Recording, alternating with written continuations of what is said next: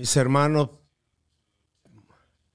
vamos por favor al libro de los Romanos, Romanos 3, y mientras hacen eso, les quiero que sepan que me siento privilegiado de haber sido invitado para estar aquí en esta conferencia con ustedes y compartir de la palabra de Dios. También quiero agradecer a ustedes por sus oraciones. Muchos me han dicho que han estado orando por mí, por la pérdida de nuestro hijo hace 2 meses atrás, cuando nuestro hijo fue a estar con el Señor. Gracias por sus oraciones. Me ha animado mucho oír sus testimonios que han experimentado algo similar. Saber que es algo que uno puede sobrevivir. Es difícil, es un tiempo difícil, pero es un viaje que está en las manos de un Dios muy capaz. Nada de esto le ha sorprendido a él, así que muchas gracias a todos. Voy a leerles Romanos 3, del 21 al 23. Y quiero que consideremos el tópico de la muerte de Cristo. Pero ahora, aparte de la ley, la justicia de Dios ha sido manifestada, confirmada por la ley y los profetas. Esta justicia de Dios, por medio de la fe en Jesucristo, es para todos los que creen, porque no hay distinción, por cuanto todos pecaron y no alcanzan la gloria de Dios.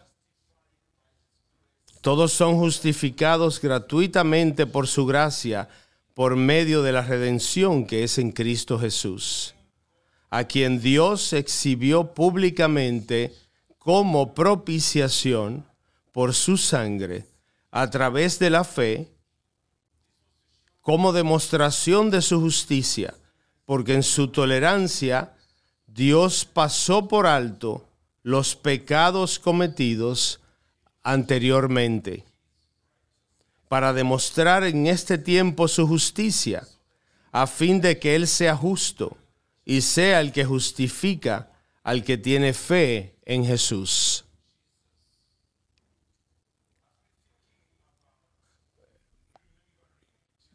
Cuando pensamos en recordar a Jesucristo, todos nosotros que estamos familiarizados con el Evangelio, podemos entender que en la medida que nos acercamos a la cruz, a la crucifixión de Jesús, el proceso parece ir haciéndose más lento. Y llegamos a un punto casi de detenernos completamente, de manera que podamos tragar más de lo que está sucediendo.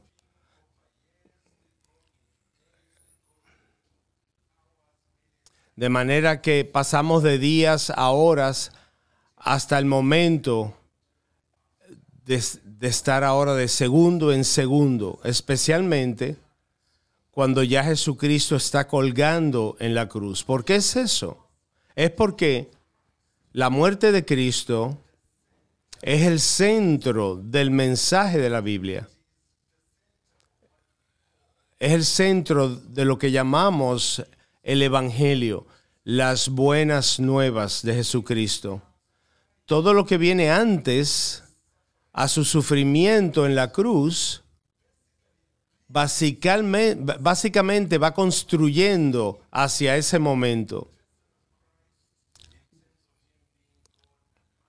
En cuanto a él ser hombre, Dios, el proceso de su encarnación, su vida en la tierra, los 30 y pico de años que vivió aquí hasta que llega a la cruz, todo eso va construyendo hacia ese momento en la cruz. Aún los milagros que Él llevó a cabo, reviviendo muertos, alimentando a los hambrientos, todo está apuntando a Él, que va a cargar nuestros pecados en la cruz. Y todo después de eso gravita desde el Calvario. Y su obra intercesora, la fundación de esa obra intercesora es el hecho de que Él ha pagado el precio del pecado de su pueblo. Sin la cruz, la obra intercesora sería inválida, no tendría efecto. Y hasta el mensaje final, que es el de la boda del Cordero, el mero hecho de que nos referimos a Él como el Cordero es que se refiere a ese Cordero que murió sacrificado en la cruz por nuestro pecado. De manera que en la medida que venimos al tema de la muerte de Cristo, básicamente venimos al corazón del Evangelio. Es por lo que Jesucristo vino. Cuando sus discípulos, cuando Jesús le decía que él iba a Jerusalén a morir, Pedro especialmente trata de interponerse y Jesús le dice: apártate de mí, Satanás, porque esa es la razón para la que él vino, para morir. Y en el pasaje que leímos, mi interés es en el versículo 25, donde el apóstol Pablo está hablando de la muerte de nuestro Señor Jesucristo. Él habla de esta manera: Jesucristo fue aquel que Dios exhibió públicamente como propiciación por su sangre, para hacer como demostración de su justicia por la fe. El apóstol Pablo, cuando dice propiciación, o como la nueva versión internacional dice un sacrificio de expiación. Esta palabra en el original significa, de un lado, es un sacrificio que se hace, y en el otro lado resulta en una pacificación, en calmar algo. El apóstol Pablo está tratando de interpretar esto de esta manera: la muerte del Señor Jesús, cuando él usa esta frase, por su sangre. Esa sangre no se refiere simplemente a la muerte sanguinolenta, sangrienta de Cristo en esa cruz. Y entonces, cuando vemos esto, tenemos que tener en mente, si vemos la imagen de un terreno santo, de una tierra santa, vamos a ese lugar donde ese animal que va a ser sacrificado, su garganta cortada y la sangre saliendo de la herida. Eso no es un lugar para jugar. Este es un lugar que te dice: aquí hay muerte, aquí está ocurriendo una muerte. Y esa sangre es salpicada en el altar. Es con ese espíritu que entramos y observamos lo que Dios está haciendo ahí. La pregunta que viene a la mente es, obviamente, ¿por qué? ¿Por qué debemos mirar, observar esta muerte ¿Qué es lo que lo hace tan vital? Especialmente cuando nos alejamos de un animal y ahora estamos mirando al único y verdadero Hijo de Dios. Ese del que hemos estado aprendiendo ayer. Hombre, Dios, su gentileza, su autoridad. Y ahora estamos mirándolo colgando de una cruz. ¿Por qué?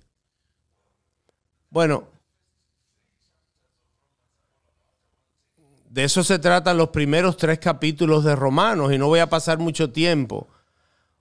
Pero es un trasfondo. El apóstol Pablo, regocijándose en estas buenas nuevas, dice: yo no estoy avergonzado del evangelio, porque es el poder de Dios para salvación a todo aquel que crea, para el judío y para el griego, porque en él la rectitud de Dios es revelada de fe y para fe. Y te das cuenta que la rectitud de Dios se repite 3 veces, por lo menos 3 veces. Por eso Pablo se regocija en este evangelio. Esa rectitud, esa justicia que es de fe a fe. Todo por la fe. En otras palabras, no añadimos nada, sino cuando creemos por fe. Pero oye la razón que él da en el versículo 18. Porque la ira de Dios es revelada desde los cielos contra toda impiedad de los hombres. Eso es lo que necesita la muerte de Cristo. Eso es lo que hace necesaria la muerte de Cristo. Porque Dios está airado con la humanidad. Si eso no es parte de tu teología, pues elimina, bota esa teología. Es peligrosa. Un Dios que es como un abuelito, buena gente, que no le importa lo que está pasando con sus hijos y sus nietos, no es el Dios de la eternidad. El Dios de la eternidad es uno que es santo. Es uno que es justo. Es uno que debe castigar el pecado. Y esa es la razón por la que cuando vamos al Génesis, ese es el Dios que encontramos ahí. El Dios que creó a Adán y Eva, pero que luego les dice: yo soy santo, ustedes deben obedecerme. Esto no deben hacer. Pero eso mismo que él les dijo que no hicieran, el comer la fruta, eso fue lo que hicieron. Y la muerte trajo juicio sobre la raza humana. No fue un fenómeno natural, fue Dios el que dijo: si haces esto morirás. Y él lo hizo y él pronunció su juicio. Y esa muerte ha venido de Adán al día de hoy. Es la ira de Dios contra la humanidad. Pero no es solo la muerte física. Cuando lees la Biblia te das cuenta que hay una muerte también eterna que espera a todo pecador en este lugar llamado el infierno. Y especialmente cuando llegas hacia la parte final de la Biblia, Dios hace claramente, no es el final de todas las cosas.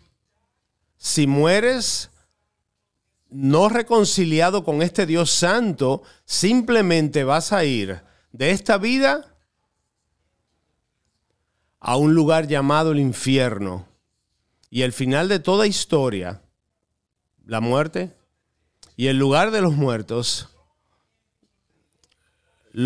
van a ser lanzados al lago del fuego, y ahí es donde los pecadores van a estar por toda la eternidad.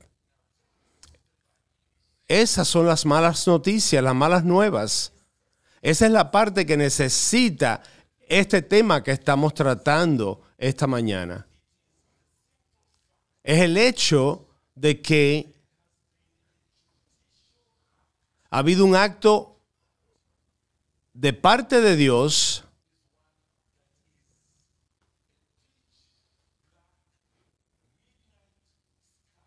es un cielo negro sin estrellas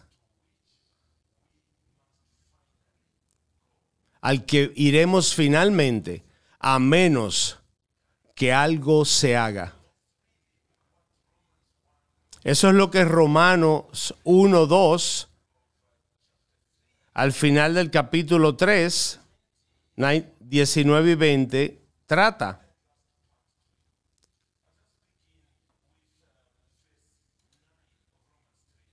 Romanos 3,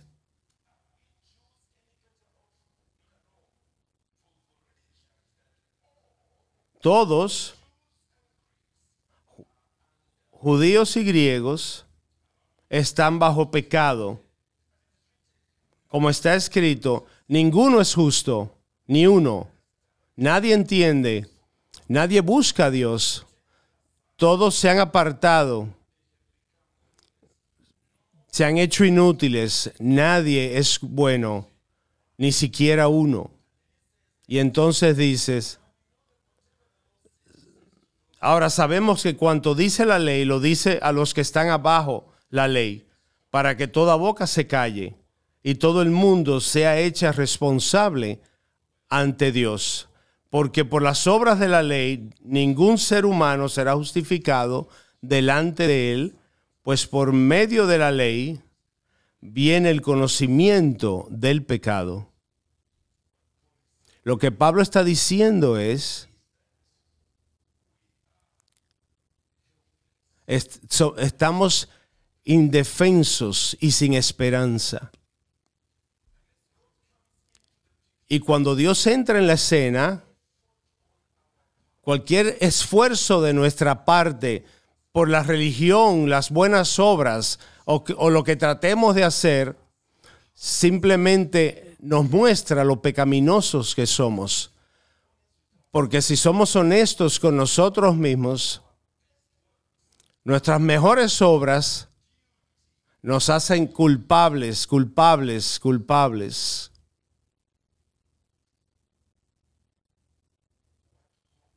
¿Qué esperanza tenemos entonces? La respuesta es la muerte de Cristo. Esa es nuestra única esperanza. Y el apóstol Pablo dice, pero ahora,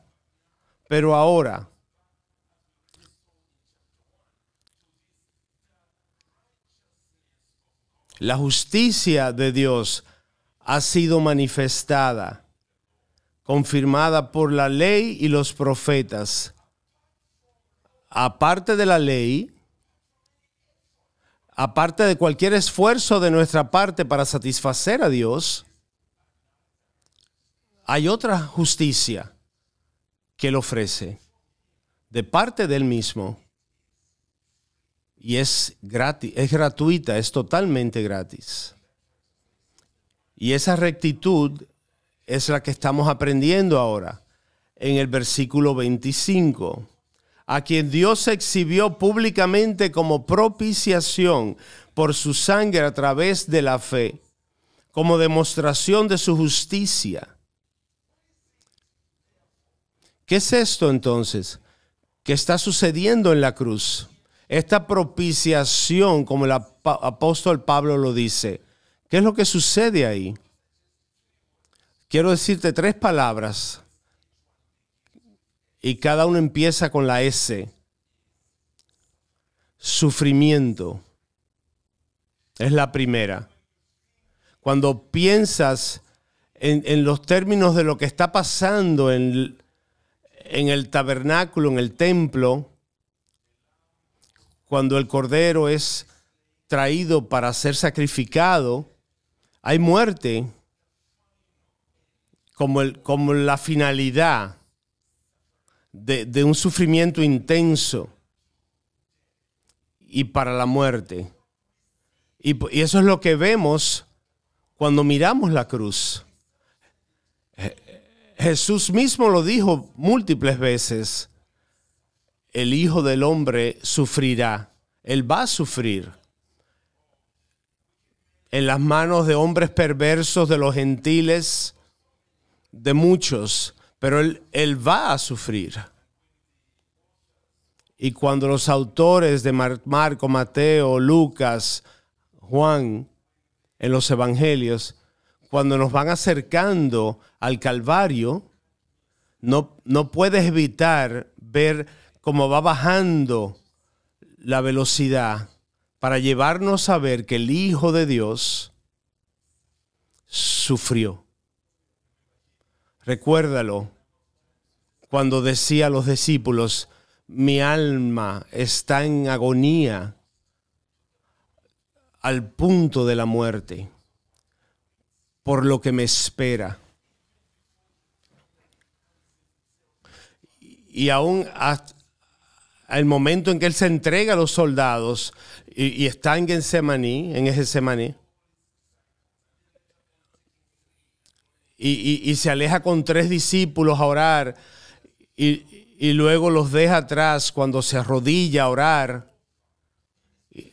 Él clama al Padre, Padre, de ser posible, si es tu voluntad, deja pasar esta copa de mí. Pero no mi voluntad, pero la tuya. Y Él se estaba refiriendo a ese sufrimiento que venías a Él. Tomar la copa de la ira del Dios Todopoderoso. Finalmente, se nos dice que Él ora con tal intensidad que su sudor se convierte en gotas de sangre que caían a la tierra. Y Dios envía un ángel para fortalecerlo para ese último tramo de su recorrido. Sufrimiento, sufrimiento, sufrimiento. Y cuando ya Él es arrestado y va por un juicio falso y es entregado a los soldados que lo golpean, que lo latigan. De hecho, Isaías captura esa escena en el capítulo 52 y 53 y habla de la forma en cómo Jesús se convierte en una figura irreconocible por el abuso, los golpes. Ya no parecía ni un hombre. Así fue como Jesucristo fue tratado. Y finalmente, desde ahí, en total debilidad, Él carga su propia cruz. Y sabemos que no logra llevarla a su destino y alguien tiene que venir y ayudarlo. La crucifixión fue una forma horrible de muerte. Yo no voy a entrar en detalles, pero para María, que estuvo ahí y que miró a su hijo colgando de esa cruz, eso tiene que haber aplastado su espíritu, porque él estaba sufriendo ahí. Hasta que finalmente él clamó, Dios mío, ¿por qué me has abandonado? Un clamor de un sentimiento de que he sido abandonado, mientras cuelga ahí, absorbiendo esa ira de Dios por los pecadores. Y finalmente, Él dice, Él respira su último aliento y dice, consumado es, y muere.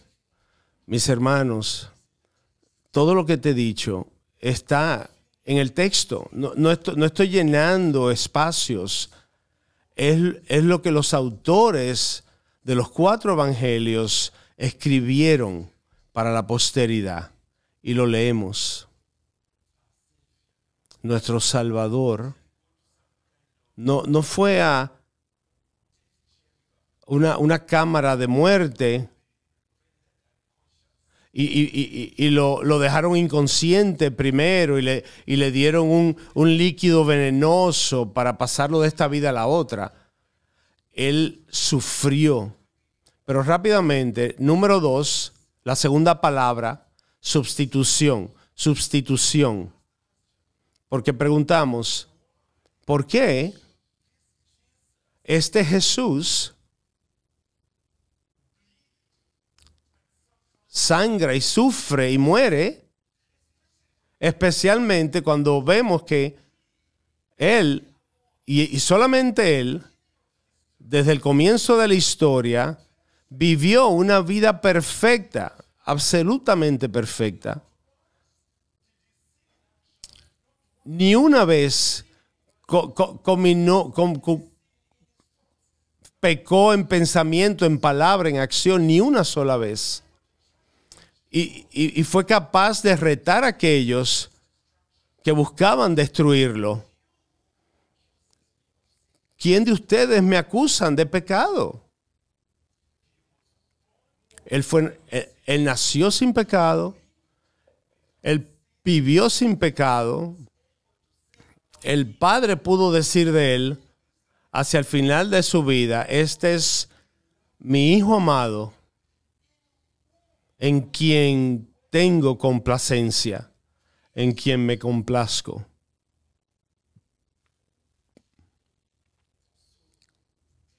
De manera que la muerte no podía tener poder sobre él.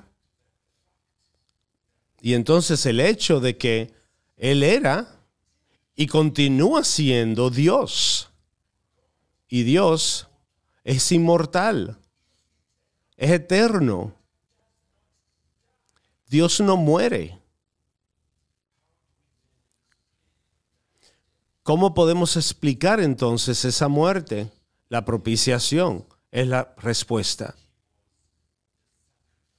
Él fue el sacrificio de propiciación. Él fue el sacrificio que iba a soportar la ira de Dios, de manera que Dios fuera aquietado. Jesucristo tomó nuestro lugar. Amigos, esas son las buenas nuevas del Evangelio. Es el hecho de que su rectitud y su justicia, no por nosotros, sino por otro, con mayúscula, nuestro Señor Jesucristo, Él mismo nació santo, que a María se le dijo que ese santo que nacería de ella sería llamado el Hijo de Dios. Pero más que eso, Él vivió una vida perfecta. Y entonces, ¿qué hizo? Es las buenas nuevas. Él se quitó esa rectitud, esa justicia, y la puso a un lado. Y entonces se puso otro saco, otro abrigo. Y eran nuestros trapos de inmundicia. Y con eso Dios lo trató en esa cruz como si Él fuera nosotros, como si fuéramos nosotros los que estábamos ahí. Jesucristo, el inocente, puso en su cuenta nuestra deuda. Deuda y nuestra suciedad. Él todo se lo tiró encima. Y de manera que este Dios santo y justo lanza su ira sobre su Hijo,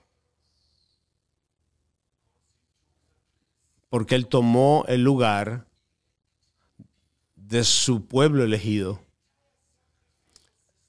Ese sistema sacrificial del Antiguo Testamento se llenó, se cumplió en esa cruz, en ese lugar. Por eso todos esos sacrificios sangrientos, todos esos animales durante miles de años en la historia, en la vida del pueblo de Israel, estaban apuntando hacia ese momento. Y por eso se habla de las bodas del Cordero hacia el final. Él satisfizo, Él se colocó en nuestro lugar.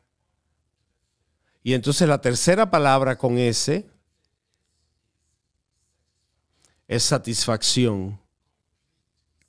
Total satisfacción. De nuevo en nuestro texto se nos dice a quien Dios exhibió, colocó. Fue un acto de Dios. Dios de tal manera amó Dios al mundo que Él entregó, que Él dio a su único hijo. Él lo exhibió públicamente, ese sacrificio sobre la cual cayó la ira de Dios, de manera que pudiera ser apaciguada, quietada la ira de Dios. A través de su sangre, a través de su muerte, como un sustituto, como ya vimos. Y entonces Pablo dice, esto fue para mostrar la justicia de Dios, porque en su tolerancia Dios pasó por alto los pecados cometidos anteriormente, para demostrar en este tiempo su justicia, a fin de que Él sea justo y sea el que justifica al que tiene fe en Jesús.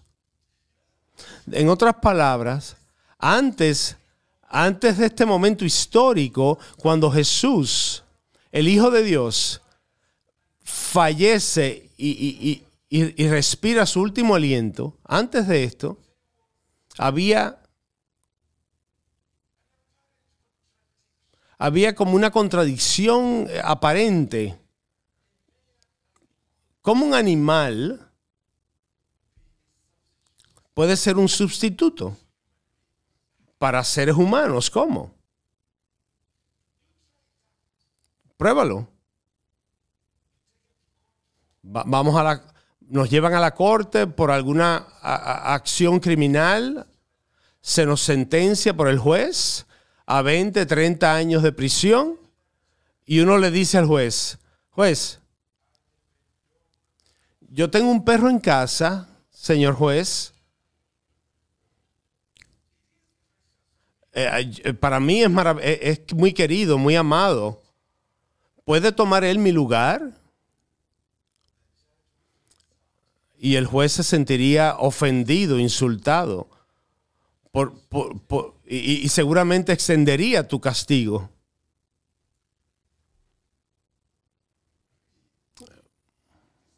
En este momento, Dios puede decir, aquellos eran simplemente sombras que estaban apuntando a lo que venía. Ahora alguien ha tomado el lugar del pecador, y escúchame, y su vida vale millones y millones. Ese es el valor, porque Él es Dios mismo, que toma nuestro lugar. El inmortal muere.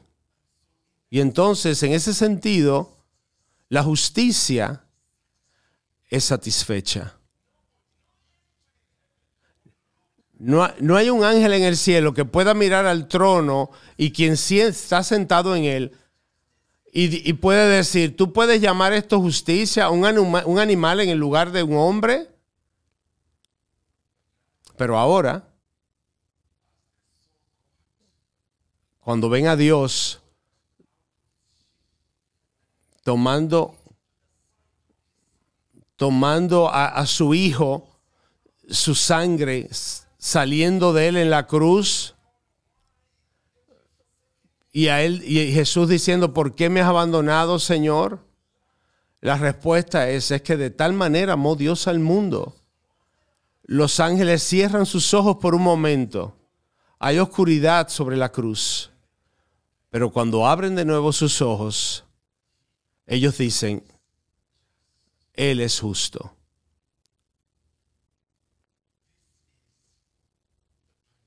Este es el castigo que finalmente satisface al Dios vivo.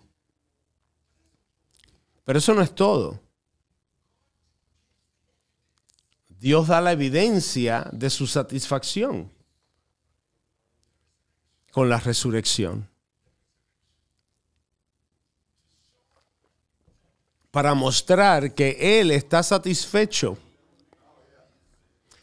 Él libera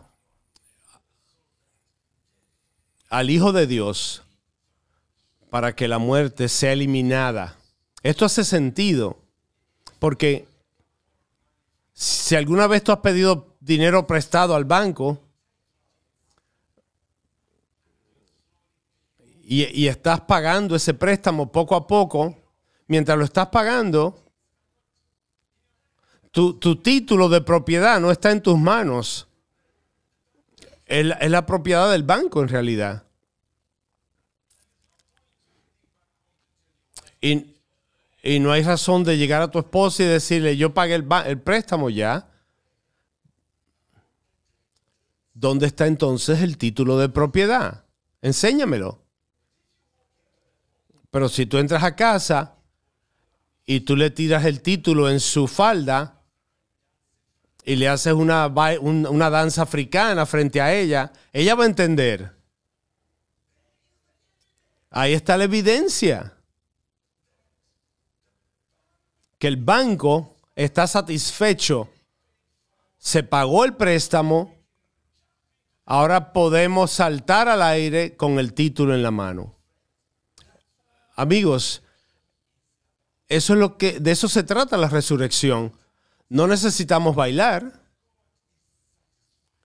para saber que Dios está dudar, no debemos dudar que Él está satisfecho, que la deuda se pagó. No debemos dudar porque 3 días después de la muerte de Jesús, la muerte, la tumba, no lo podía contener más. Sus enemigos,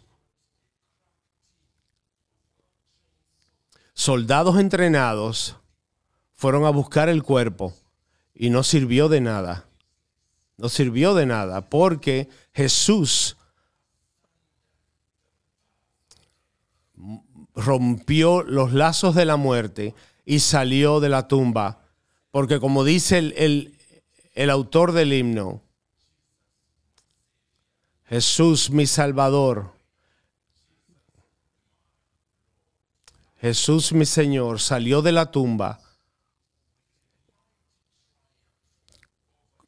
triunfante sobre sus enemigos. Salió vencedor, victorioso, y ahora vive por siempre con sus santos para reinar por siempre. Él resucitó, aleluya, Él resucitó. De manera que nuestro Salvador murió, pero óyeme, Él no está muerto. Amén. La cruz está vacía, sí, pero igualmente lo está la tumba. Él ha sido resucitado de entre los muertos y Él ahora se sienta a la derecha, a la diestra del Padre, en lo alto.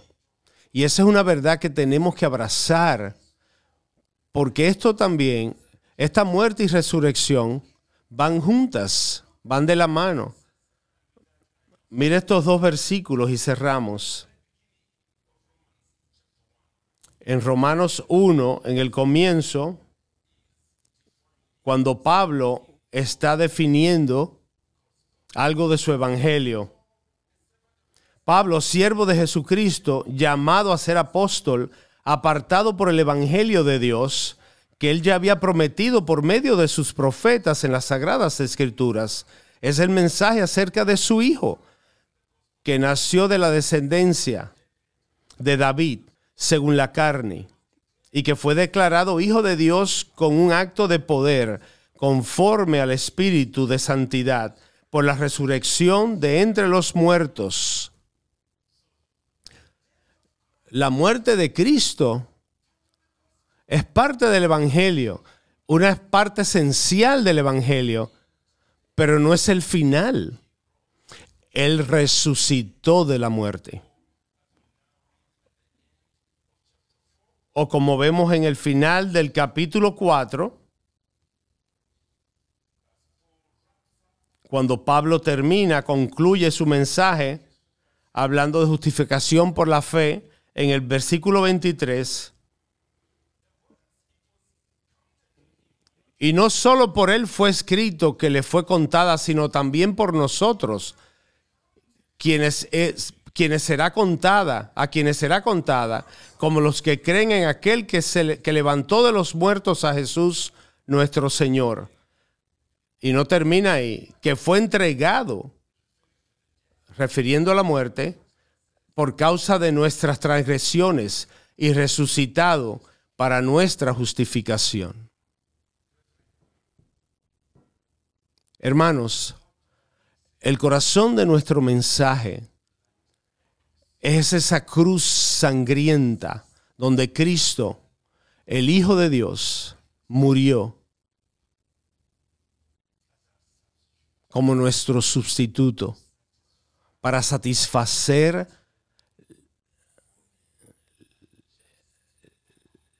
la ira eterna justa de Dios. Y Él lo hizo, Él lo logró. Tú y yo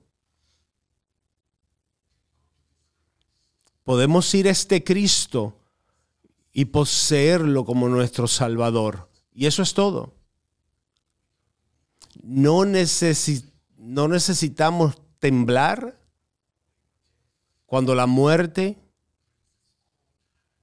se acerca con su mano fría y nos arranca de esta vida. Es un enemigo vencido. Amén.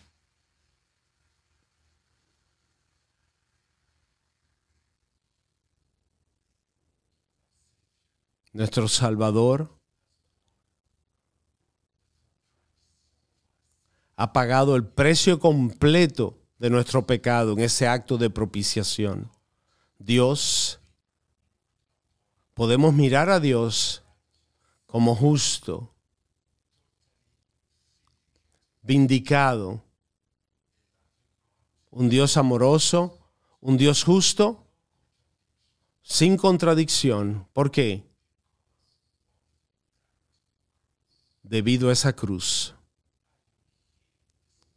Estás aquí esta mañana y todavía estás tratando de estar en buenos términos con Dios a través de buenas obras, actividades religiosas, bautismo, lo que sea. Eso significa nada, trapos de inmundicia. Simplemente con brazos abiertos, abraza esa cruz donde todo fue hecho y descansa en eso solamente. Oremos. Padre en los cielos, gracias por enviar a Jesús. Jesús, gracias por venir. Espíritu de Dios, ayúdanos a apreciar cada vez más lo que has hecho por nosotros, Padre, Hijo y Espíritu, en esa cruz. Amén.